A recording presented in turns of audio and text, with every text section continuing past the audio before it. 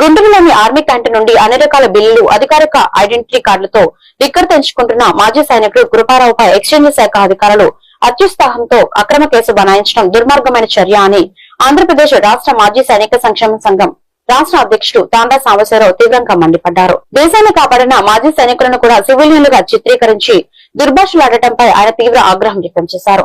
అంతేకాకుండా సదరు మాజీ సైనికుడి వద్ద పట్టుకున్న 18 మద్యం సీసాలతో 6 సీసాలను ఎక్స్చేంజ్ అధికారులు స్వార్థబుద్ధితో దాచుకుని కేవలం 12 సీసాలను మాత్రమే ఎఫ్ఐఆర్ లో చూపించారని, ఇది ఎక్స్చేంజ్ డిపార్ట్మెంట్ అవినీతికి నిదర్శనమని దుయ్యబట్టారు. రాబోయే 2 రోజుల్లో మాజీ సైనికుడు కృపారావుపై పెట్టిన అక్రమ కేసును తొలగించి దురుసుగా ప్రవర్తించిన అధికారులపై కఠిన చర్యలు తీసుకోకపోతే రాష్ట్ర వ్యాప్త కార్యాచరణ ప్రకటిస్తామని ప్రభుత్వానికి హెచ్చరించారు. అందరికీ నమస్కారం అండి. నేను మీ తాండ్ర సాంబశివరావు, ఆంధ్రప్రదేశ్ రాష్ట్ర మాజీ సైనిక సంక్షేమ సంఘం రాష్ట్ర అధ్యక్షుడిగా మాట్లాడుతున్నాను.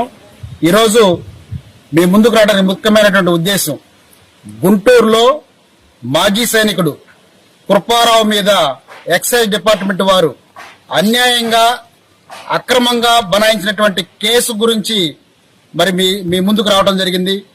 చాలా బాధాకరం అని చెప్పి ఇంతకు ముందే చెప్పుకోవటం అందరికి తెలిసిన విషయమే.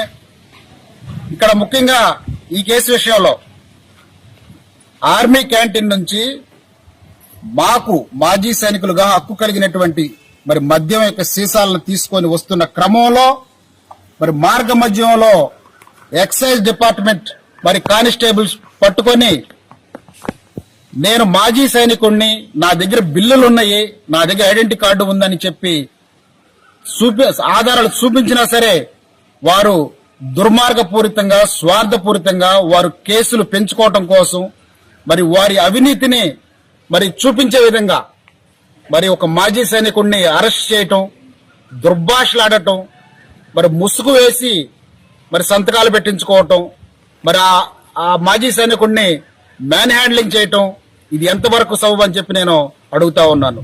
ఇవన్నీ చూస్తా ఉంటుంటే మాజీ సైనికుల యొక్క రక్తం మరి ఉడుకుతుందని చెప్పి కూడా మేము తెలియజేస్తా ఉన్నాం.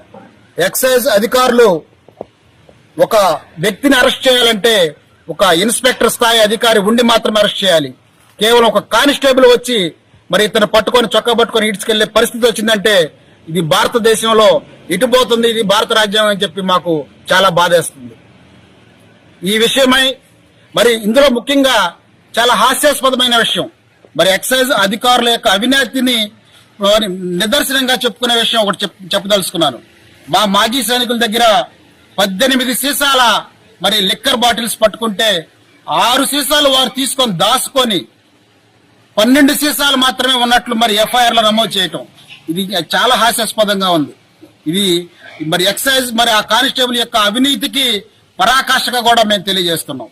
దీన్ని మేము తీవ్రంగా పరిగణిస్తున్నాం.